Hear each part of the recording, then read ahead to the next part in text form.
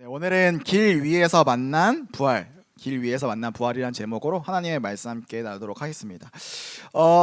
저희가 사실 지난주가 부활주일이었어요. 근데 지난주에 부활절 설교가 선포되지 않고 결혼에 대한 설교가 들려졌기 때문에 또 이제 좀 문의가 좀 있었습니다. 목사님, 지난주 말씀 그 외부 강사님께서 결혼 안 한 게 문제다 이렇게 얘기하셔가지고 사실 우리는 결혼을 못 하는 건데, 그래서 제가 그 얘기를 많이 듣고 좀 이번 주 설교는 결혼 못한 사람들을 위한 설교를 해야 되나?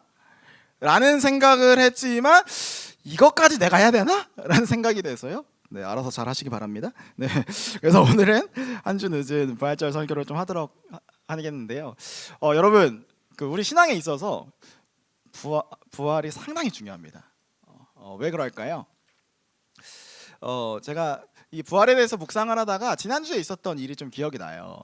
지난주 목요일이었죠. 우리 찬이와 지민이가 속해 있는 JDM이라는 선교단체에서 저를 이제 초청을 했어요. 그래서 초청을 해서 좀 부활에 관한 메시지를 들려주십시오 해서 초청을 해서 갔는데요.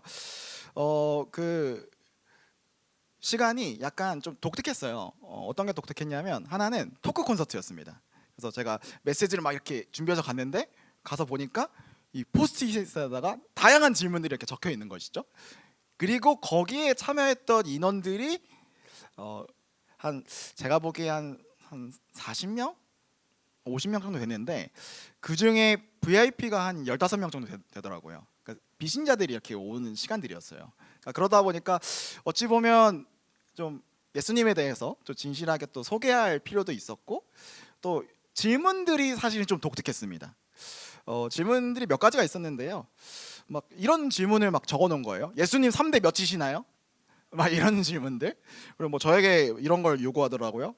여러분들 밸런스 게임을 막 요구를 했습니다. 세 가지를 이렇게 제시를 했는데, 카리나와의 식사 vs 이재용과의 주식 토론 vs 예수님과의 진대, 무엇을 고를 것이냐. 여러분, 제가 뭐라고 대답했을까요? 언제나 우리가 답을 할 때는요, 출제자의 의도를 생각을 해야 됩니다. 제가 생각을 해보니까요, 이거 분명히 형제가 질문했다. 그래서 정리를 해줬습니다. 일단 예수님과의 진대 고를 필요가 없다. 왜 그렇습니까? 천국 가면 계속 할 텐데, 그렇지 않습니까? 그 성경을 읽으면 됩니다.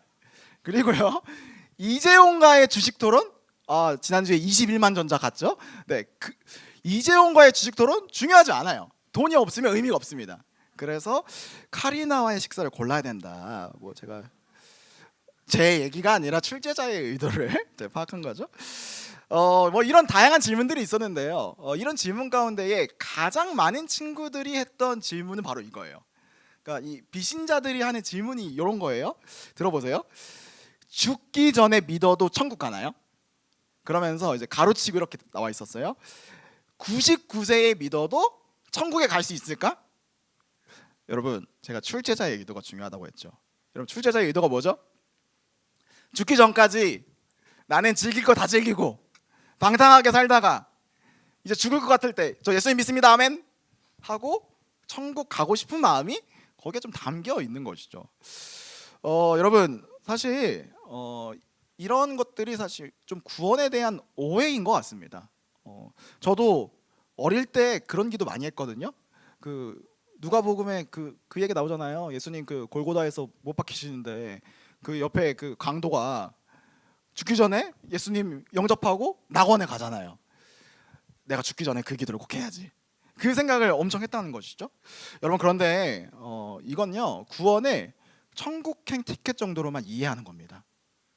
우리가 뭐 자주 섞인 이야기로 그런 얘기 많이 하죠. 고난이 찾아오고 힘들 때 빨리 주님 오셨으면 좋겠다. 빨리 죽어서 천국 갔으면 좋겠다. 지금 삶이 힘들 때. 여러분, 이런 것들이 바로 우리가 구원의 천국행 티켓 정도로만 이해할 때 오는 어떤 이야기라는 것이죠. 여러분, 구원은요, 죽음 이후에 있는 어떤 행복, 죽음 이후에 있는 어떤 축복만을 미래로 유보시키고 있는 것이 아닙니다. 구원은요, 실제 지금 우리가 이 자리에서 누리는 것이죠. 자, 에베소서 2장 4절에서 7절 말씀은 이렇게 이야기하거든요. 우리 한 목소리 함께 읽어볼까요? 에베소서 2장 4절에서 7절 말씀입니다. 함께 읽겠습니다. 시작. 그러나 하나님은 자비가 넘치는 분이셔서 우리를 사랑하신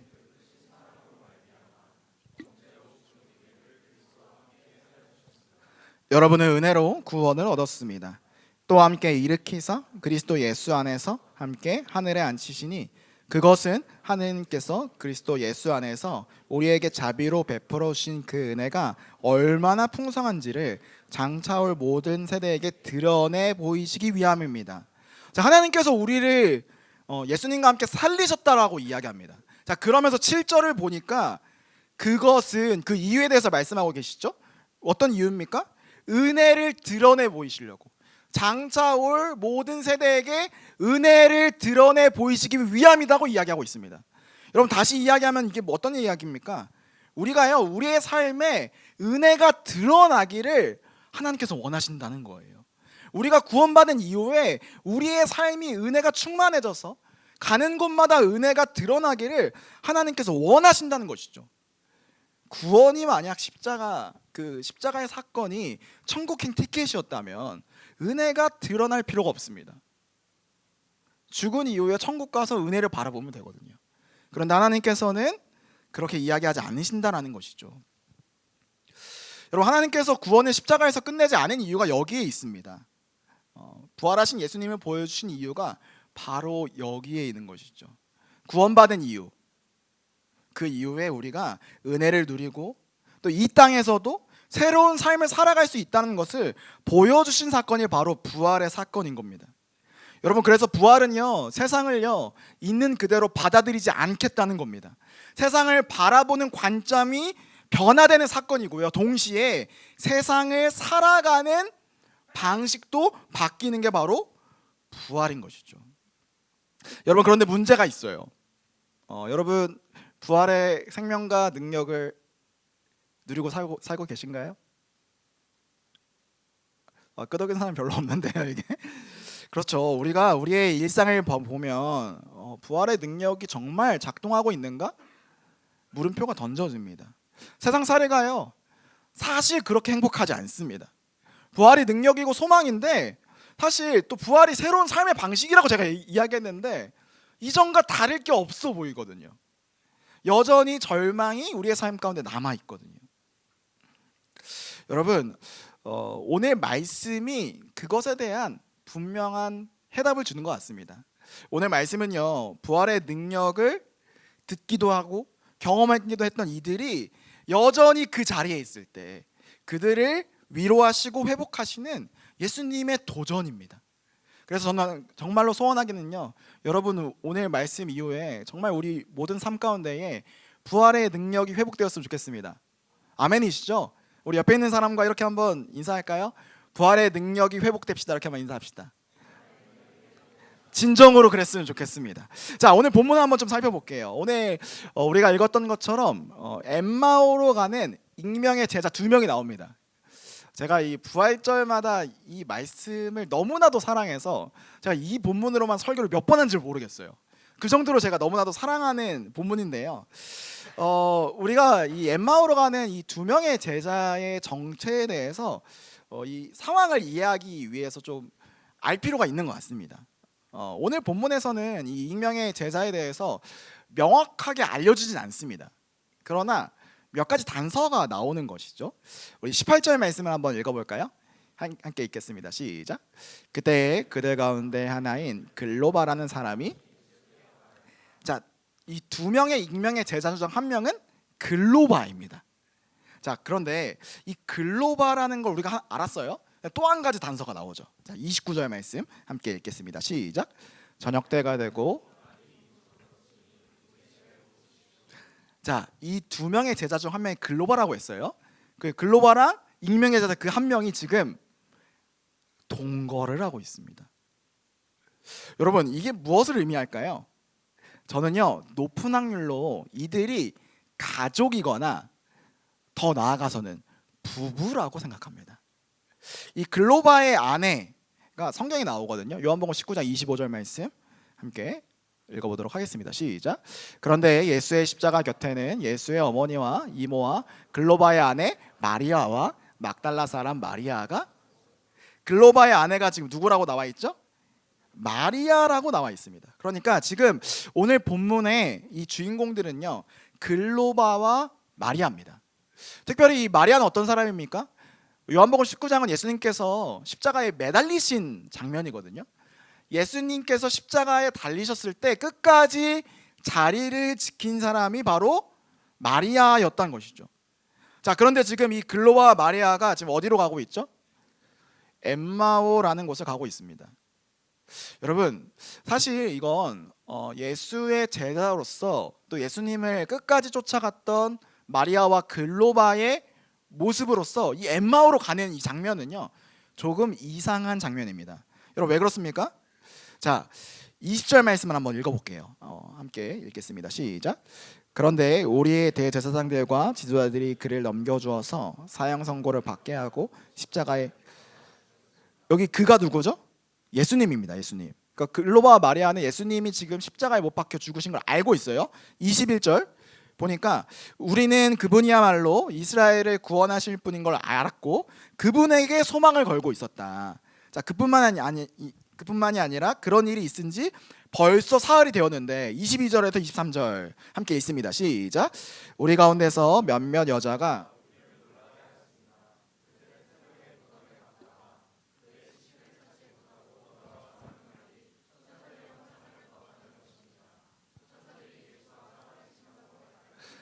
자, 상황이 어떻죠? 예수님께서 돌아가신 것들을 이 사람들이 실제로 봤어요.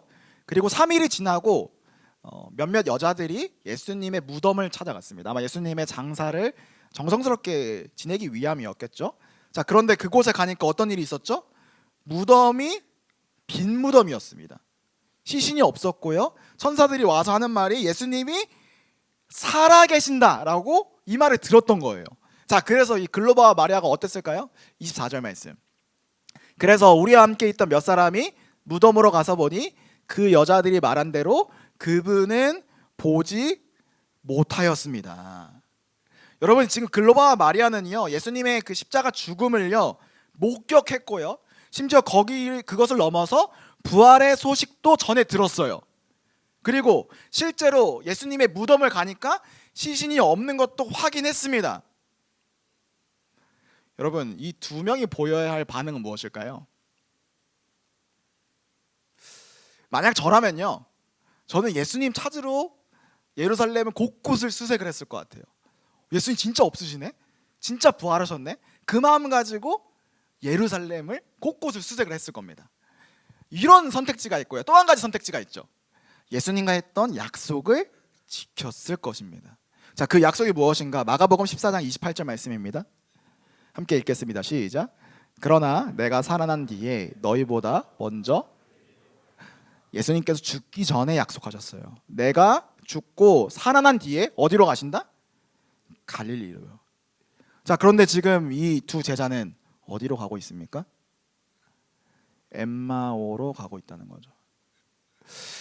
여러분, 엠마오는요 갈릴리와 같은 방향이 아닙니다. 엠마오는요 예루살렘을 기준으로 서쪽이에요. 우리로 치면 서울을 기준으로 서쪽 김포 느낌입니다. 자, 근데 지금 갈릴리는 어디냐면요, 평양을 넘어서 상해, 북경 막 이쪽이에요. 완전 북쪽인 것이죠. 그러니까 지금 이 제자들이 갈릴리로 가는 예수님의 약속도 지금 듣고 있지 않습니다. 여러분, 이상하지 않습니까? 이들이 정말 부활을 믿었을까? 마치 믿음을 잃은 제자들의 모습같이 보이는 것이죠. 심지어 저는요, 이 장면 참 재밌는 장면인데요, 이 부부가 걸어가는 이 여행길이 좀 심상치 않다라는 단서들이 오늘 본문에 나옵니다. 우리 14절 말씀 함께 읽어볼게요. 함께 읽겠습니다. 시작. 그들은 일어난 이 모든 일을 서로, 자, 무언가를 이야기하면서 좀 걸어가고 있어요. 15절 말씀. 그들이 이야기하며 토론하고 있는데 예수께서 가까이 가서 그들과 함께 걸으셨다. 자, 아까보다 조금 말이 좀 진전됐죠? 이야기하는 정도를 넘어서 토론을 하고 있습니다. 자, 16절 말씀 17절 말씀이네요. 17절 말씀 함께 읽겠습니다. 시작. 예수께서 그들에게 물으셨다.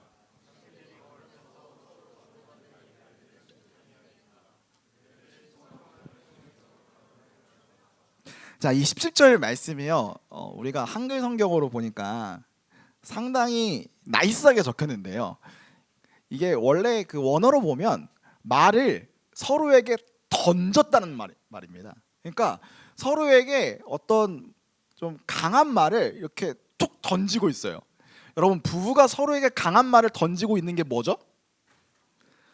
부부싸움입니다. 여러분, 지금 이 두 제자가 부부싸움을 하면서 침통한 표정으로 어딘가로 걸어가고 있는 것이죠. 여러분, 무엇이 이들을 그토록 힘들게 하고 부부싸움을 할 정도로 절망과 슬픔 가운데 잠기게 했을까요? 여러분, 놀랍게도 예수님의 죽음 이후에 제자들에게 찾아왔던 일반적인 반응이 바로 이 두 제자의 모습과 닮아 있습니다. 바로 우울과 절망이었죠. 자, 예를 들어볼까요?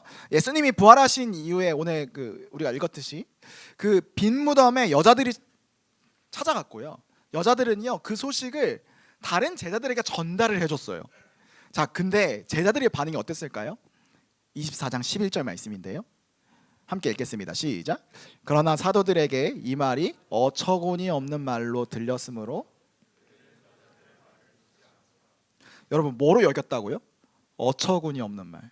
여러분, 이상하지 않습니까? 예수님께서 살아생전에 그렇게도 많이 부활에 대해서 이야기를 하셨어요. 그런데 아마도 이 예수님의 죽음이라는 충격이 제자들과 또 지금 엠마오로 가고 있는 이 두 명의 제자에게 깊은 우울과 절망의 웅덩이로 찾아오고 있는 것이죠. 자, 이 엠마오의 제자들 마찬가지였던 것입니다. 그래서 이 엠마오로 가는 그 길 가운데에요, 그렇게도 사모했던 예수님이 지금 동행하시는데 이들의 반응이 어떨까요? 16절 말씀입니다. 그러나 그들은 눈이 가리워져서 예수를 알아보지 못하였다. 얼마나 깊은 절망이 그들의 눈을 가리웠으면 그들이 예수님을 바라보지 못하는 것이죠. 여러분, 지금 이들이 엠마오로 향하는 이 길은 어떤 길일까요? 저는 이 길이 우리 인생의 길과 참 겹쳐 보인다라고 생각합니다. 여러분, 예수님을 끝까지 따랐던 이 엠마오의 두 제자들, 또 특별히 마리아 어떤 사람이죠? 십자가 곁에 섰던 사람이에요. 이 제자들은요, 주님께 삶을 올인한 사람이었을 것입니다. 자신의 모든 인생의 시나리오를 예수 그리스도로 썼을 거라고요. 근데 그게 지금 실패한 겁니다. 우리도 그럴 때가 있지 않습니까? 우리 인생의 모든 시나리오, 또 제가 또 통제형이라서 계획을 많이 세우거든요. 그 계획이 실패할 때 느끼는 무력감, 그것이 이 제자들의 마음 가운데 있는 것이죠. 여러분, 그뿐만일까요? 지금 이 절망과 우울에 빠진 이 두 명의 제자들이 무엇을 하고 있습니까? 위로의 말이나 회복의 말을 건네지 않습니다. 날카로운 말을 던지고 있죠. 여러분, 저는 이것이 우리 시대의 모습과 겹쳐져서 보입니다. 혐오와 냉소를 주고받는 우리의 온 오프라인에서의 공간들, 우리 시대의 실존과 겹쳐 보이는 것이죠. 여기에 연약한 실존이 한 가지 더 있습니다. 이들이 지금 눈이 가리워져서 정말로 중요한 것들을 바라보고 있지 못하는 것이죠. 여러분, 우리 시대가 어떻습니까? 기술과 정보가 넘쳐나는 시대이지만 정말 중요한 삶의 의미를, 가치를 보지 못해서 혼란한 시대를 살아가는 게 우리 시대의 아픔인 것 같아요. 제가 요즘에 만나는 청년마다 비슷한 질문들을 받고요. 또 저도 그런 이야기를 하는데요. 두 가지 큰 질문들이 있어요. 목사님, 배우자를 선택해야 되는 기준이 뭐죠? 혹은 진로에 대한 기준 어떻게 해야 되죠? 제가 사실 대답이 비슷합니다. 본질을 봐야 한다. 그 배우자를 이상적인 배우자라고 여기는 그 내면의 나의 욕구가 무엇인가? 내가 이상적으로 여기는 그 진로, 내가 눈에 보기에 좋아 보이는 그 진로, 거기에 담겨있는 나의 삶의 가치는 무엇인가? 사실 정말로 중요한 게 그런 거 아닙니까? 그 부분에 대해서 지금 이 제자들은 길을 잃었다라는 것이죠. 그런데 참으로 감사한 것은요, 이 길에 누가 찾아오십니까? 부활하신 예수 그리스도가 찾아오는 것이죠. 여러분, 이것이 우리에게 큰 소망이 되는 것 같습니다. 여러분, 저는요, 우리 인생에 있어서 이러한 길을 살아가는 우리에게 있어서 우리는요, 어찌할 도리가 없습니다. 우리의 인생길, 나의 계획이 무너지기도 하고요, 혐오와 냉소가 우리 주변에 너무나도 가득합니다. 그리고 본질은 흐려지고 기준이 무너진 이 시대 가운데에 우리가요, 어찌할 도리가 없는 것이죠. 그런데 그때 누가 찾아오신다? 예수 그리스도가 찾아오는 것이죠. 자, 예수님께서는요, 이 길 위의 인생들에게 회복의 길을 보여주십니다. 자, 어떻게 그들을 회복시키는가? 두 가지 재료를 통해서 회복시키는데요. 첫 번째, 길을 잃은 자를 위한 회복의 재료가 있습니다. 한번 다 같이 한번 읽어볼까요? 읽겠습니다. 시작. 말씀. 첫 번째 이 회복의 재료는 바로 말씀입니다. 자, 예수님께서 그들에게 하시는 게 있어요. 자, 25절부터 27절까지의 말씀 한 목소리로 읽어보도록 하겠습니다. 시작. 예수께서 그들에게 말씀하셨다.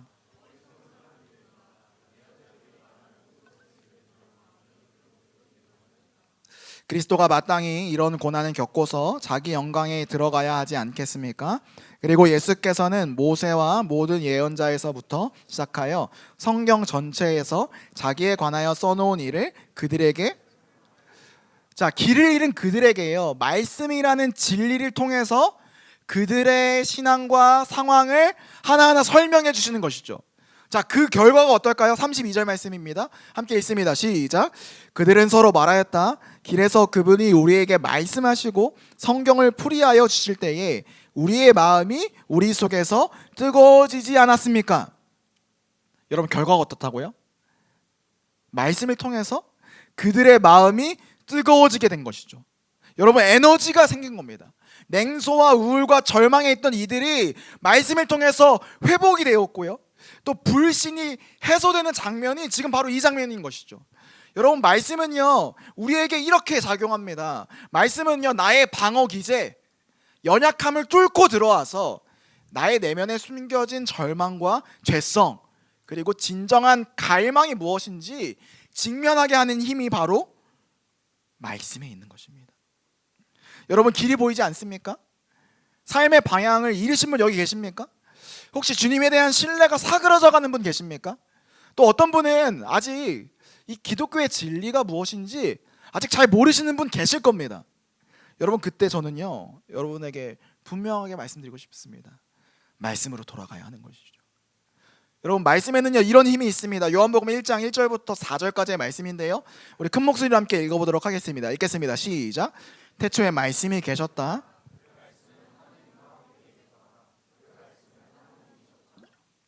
그는 태초에 하나님과 함께 계셨다. 모든 것이 그로 말미암아 창조되었으니 그가 없이 창조된 것은 하나도 없다. 창조된 것은 그에게서 생명을 얻었으니 그 생명은 사람의 빛이었다. 여러분, 요한복음 1장에 보니까 말씀에 어떤 능력이 있죠? 말씀에는요, 창조의 능력이 있습니다. 말씀에는요, 생명이 있고요, 빛이 있습니다. 그런데 그 말씀이 누구라고 지금 이야기하고 있죠? 요한복음 1장에서는요, 예수 그리스도라고 이야기하는 것입니다. 여러분, 말씀으로 돌아가실 때 우리가 발견하게 되는 힘이 이거예요. 말씀을 통해서요, 우리의 삶의 방향을 알게 됩니다. 그리고 우리의 삶이 회복되게 됩니다. 그리고 그 마지막에 우리가 무엇을 경험합니까? 살아계신, 부활하신 예수 그리스도를 경험하게 되는 것이죠. 사랑하는 여러분, 말씀을 통해서 여러분의 인생 가운데에 부활의 생명과 부활의 능력, 부활의 새 창조를 경험하게 되시기를 주님으로 축복합니다. 길을 잃은 분 계십니까?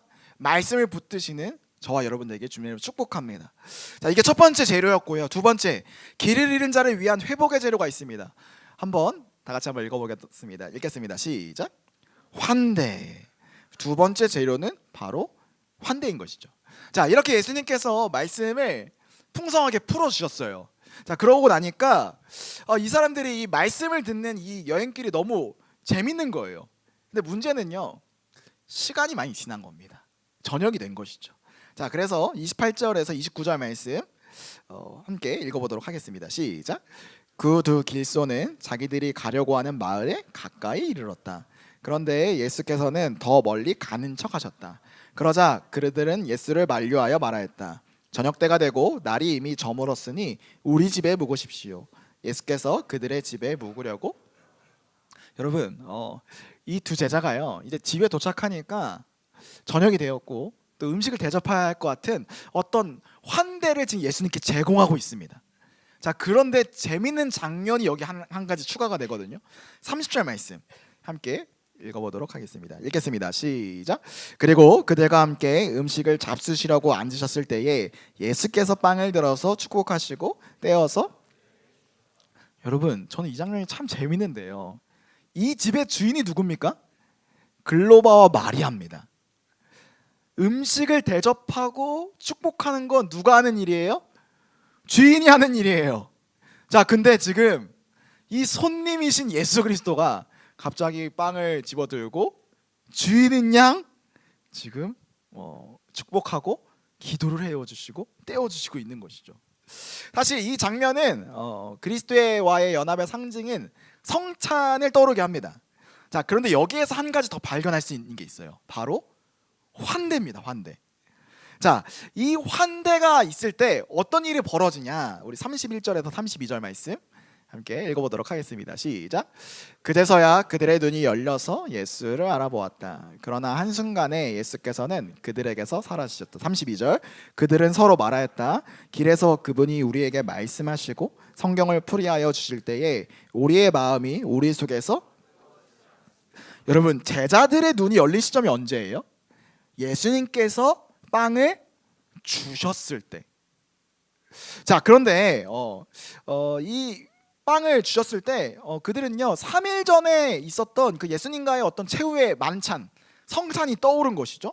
자, 그런데 이것이 가능하려면 선결 조건이 하나 있어요. 뭘까요? 제자들이 예수님을 집으로 초대해야 돼요. 집으로 초대해서 환대를 하셔야 됩니다. 제자들이 예수님을 초청하고 환대한 일이 없었다면요, 이건 불가능한 일이었어요. 예수님을 집으로 모셔드려야 이 식사가 가능한 것이죠. 여러분, 실제로 이 환대는요, 원어로 보면요, 나그네를 집으로 초청하는 것, 그게 환대입니다. 여러분, 이것이 어떤 의미일까요? 자, 생각해보세요. 제자들이요, 길을 가는 동안 예수님을 통해서, 말씀을 통해서 우울과 절망 가운데 있었지만 마음이 뜨거워졌습니다.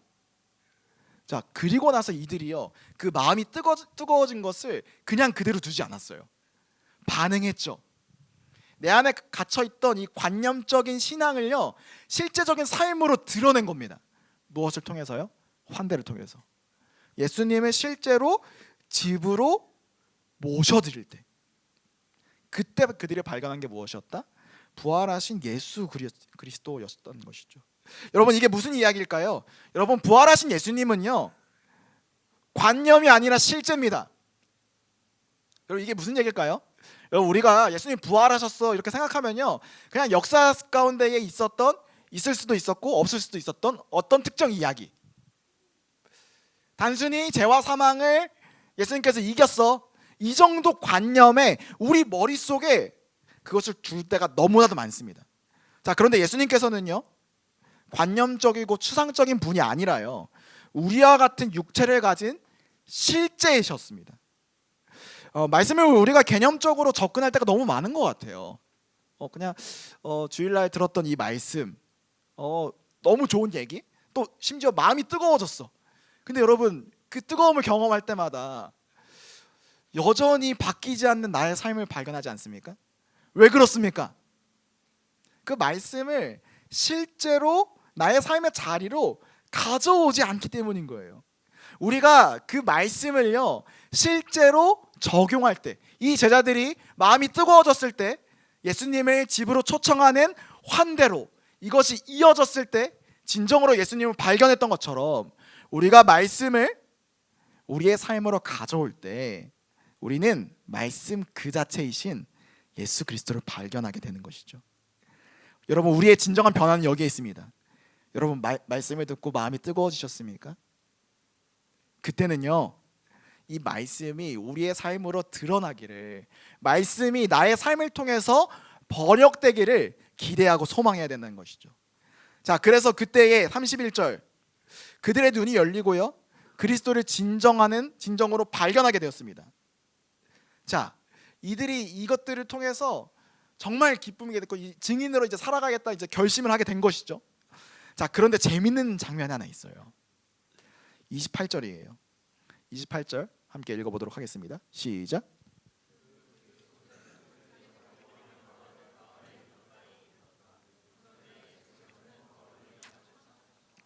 여러분, 예수님의 지금 행동이 하나 나옵니다. 뭐 하셨죠 지금? 더 멀리 가는 척을 하셨대요. 예수님 장난치신 겁니다 지금. 여러분, 저는요 이걸요 이렇게 생각해요. 예수님께서는요 우리가 말씀을 듣고 뜨거워졌다면요 우리의 삶 가운데의 말씀을 드러내 보일 기회를 우리에게 제공해 주십니다. 그리고 우리가 그것을 믿음으로 순종했을 때 예수님께서는 놀라운 일을 행하신다는 거죠. 최근에 배장원 목사님께서 설교하셨을 때 저희 리더 카톡방에 재밌는 일이 있었어요. 조땡땡 자매가 그 배장원 목사님의 그 말씀을 듣고 그 말씀 내용이 그런 거였거든요. 좀 억눌리고 힘들어하는 자들에게 손을 한번 내밀어 보자. 카톡으로 누군가를 신방을 했습니다. 그리스도를 알지 못하는 법학과 땡땡땡. 근데 그가 어떻게 반응했을까요? 당연히 나 예수는 잘 모르겠고 열심히 살고 싶어 화이팅 이렇게 끝냈거든요. 저는 근데 여기서 한 가지 발견하는 게 있죠. 우리가 말씀을 받고 그것을 삶으로 드러냈을 때 아마 그것을 실제로 행한 그 조땡땡 리더는 말씀의 능력을 아마 경험했을 것입니다. 수연이가요. 여러분, 부활의 능력이 바로 이런 겁니다. 부활이 왜 새로운 삶의 방식일까요? 세상의 방식이 아닌 그리스도의 방식인 이유가 바로 여기 있습니다. 우리가 말씀을 받고 실제적으로 그것을 드러낼 때 예수님이 우리의 삶에서 만나게 되는 은혜를 경험하게 되는 것이죠. 부활은요 사망이라는 인간의 한계, 우리의 모든 인식과 통제의 한계를 뛰어넘는 것입니다. 그리고 새로운 생명이 우리의 삶을 지배하는 것이죠. 이것이 부활의 소망이고 능력입니다. 자, 그런데 이 새로운 삶의 방식을 우리는 어디에서 알게 됩니까? 말씀을 통해 알게 되는 것이죠. 그리고 그것을 환대라는 그릇을 통해서 드러낼 때, 말씀을 적용하고 삶으로 살아낼 때 우리는 부활하신 그리스도를 실제로 만나게 되는 것입니다. 그분의 생명이 나의 삶으로 드러나게 되는 것이죠. 자, 그래서 오늘 이야기의 결론 33절 말씀입니다. 함께 읽어보도록 하겠습니다. 시작. 그들이 곧바로 일어나서 예루살렘에 돌아와서 보니 11 제자와 또 그들과 함께 있던 사람들이, 자, 그들의 반응이 어떻죠? 곧바로 일어났습니다. 그리고 유턴해서 다시 예루살렘으로 돌아가는 것이죠. 예수님의 죽음에 실망했던 그들이, 절망했던 그들의 발걸음이 지금 예루살렘으로 돌이키게 되는 것입니다. 여러분, 예루살렘은 어떤 곳입니까? 지금 예수님의 죽음 이후에 또 예수님의 그 무덤에서 시신이 없어졌다는 소문이 퍼졌어요. 아마 그것 때문에 로마의 어떤 군병들과 유대의 어떤 종교 지도자들이 그 제자들을 지금 죽이려고 살기가 등등한 상태입니다. 지금 예루살렘으로 가는 것은요 지금 자신의 목숨을 내놓을 수도 있는 상황인 겁니다. 여러분, 그래서 실제로 그 부활 이후에 제자들의 상태를 보면요 한 집에 모여서 문 닫고 있어요. 왜 그랬을까요? 실제 죽을 위기가 있었던 것이죠. 자, 그런데 이 제자들이 부활하신 예수 그리스도를 실제로 경험하니까 어떤 일이 벌어집니까? 예루살렘으로 돌아가는 것이죠. 여러분, 이것이 부활의 능력입니다. 부활은 용기이고 담대함이고 승리의 노래입니다.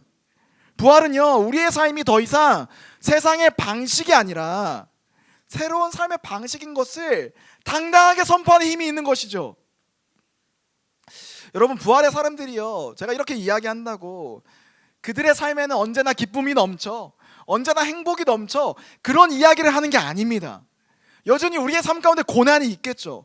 그러나 그리스도가 가져다주는 희망이, 그리스도가 가져다주는 그 소망에 우리의 영혼을 단단히 고정시키고 고난의 시기를 지날지라도 죽음이 전부가 아니라는 것들을 선포하면서 절망 너머에 있는 그 희망을 바라보면서 살아가는 것, 영혼의 생명을 붙드는 삶, 그것이 부활의 삶인 줄 믿습니다. 여러분, 그래서 우리는요 예루살렘으로 돌아가야 합니다. 예루살렘에서 우리의 삶을 통해서 새로운 생명, 새로운 삶이 있다는 것을 보게 해야 하는 것이죠. 여러분, 주변에 생명이 사라진 곳이 있으십니까? 생명을 죽이고 있는 곳이 있으십니까? 그곳이 어디든 새로운 생명을 전하시는 여러분 되시길 원합니다. 그것이 부활하신 예수 그리스도를 실제로 경험한 엠마오에서 예루살렘으로 나아가는 제자들의 삶이기 때문인 것이죠. 설교를 마무리하겠습니다. 차영께 나와주시고요, 우리 반주를 해주시고요. 여러분, 믿음의 사람은 어떤 사람입니까? 오늘 말씀을 보니까 부활의 사람이라고 나와 있어요. 여러분, 부활의 사람은 어떤 사람일까요? 다른 세상을 보는 사람들입니다. 제가 설교를 좀 준비하면서 한 랍비의 글을 읽었어요. 라우미 레비라는 사람이 예언자들을 이렇게 설명합니다. 우리 한번 띄워주실까요? 우리 한 목소리로 읽어보도록 하겠습니다. 시작. 예언자는 세상의 변화 가능성을 보는 사람입니다. 그냥 내버려 둘 수 없는 사람이다. 위험을 감내하며 용감하게 맞설 준비를 하고 꿈으로 인해 고통과 상처마저도 달갑게. 여러분, 예언자가 어떤 사람이라고요? 세상의 변화 가능성을 보는 사람이다. 그리고 거기서 그치지 않고 세상을 저 모양 저 꼴로 그냥 내버려 둘 수 없다라고 이야기해요. 그리고 그 꿈을 위해서, 세상이 회복돼 그 꿈을 위해서 위험을 감내하여 용감하게 맞설 준비를 하고 있는 사람이 바로 예언자다. 여러분, 저는 우리의 정체성은요, 부활하신 예수 그리스도를 경험한 우리의 정체성은 부활의 소망을 갖고 있는 예언자인 줄 믿습니다. 여러분, 우리에게 다른 세상, 세상에 없는 삶, 부활의 삶이 주어졌습니다. 우리는 영혼을 사모할 뿐만 아니라 이 세상이 끝이 아님을 아는 사람들이에요. 그러면 우리가 어떻게 살아가야 될까요? 예언자처럼 세상을 저 모양 저 꼴로 내버려두면 안 되죠. 우리가 사는 그곳에, 또 이 세상에 죽음의 그림자가 가득한 그곳에 부활의 생명을 전하는 삶이 예언자적 삶인 것입니다. 사랑하는 여러분, 청년 여러분, 성도 여러분, 부활의 삶을 살아갑시다. 특별히 이 자리에 아직 그리스도를 만나지 못하시거나 회복이 필요하신 분들 계실 거예요. 소원합니다. 말씀과 환대를 통해서 예수님을 만나시길 바라요. 그리고 이미 예수님을 만나신 분들, 회복되신 분들, 예루살렘으로 돌아갑시다. 예루살렘으로 돌아가서 복음이 그 필요한 곳, 생명이 필요한 곳에 예언자로 살아갑시다. 저는 이것이 그리스도의 부활을 살아가는 우리의 정체성인 줄 믿습니다. 우리 시간 다 같이 찬양할 텐데요, 자리에서 한번 일어날까요?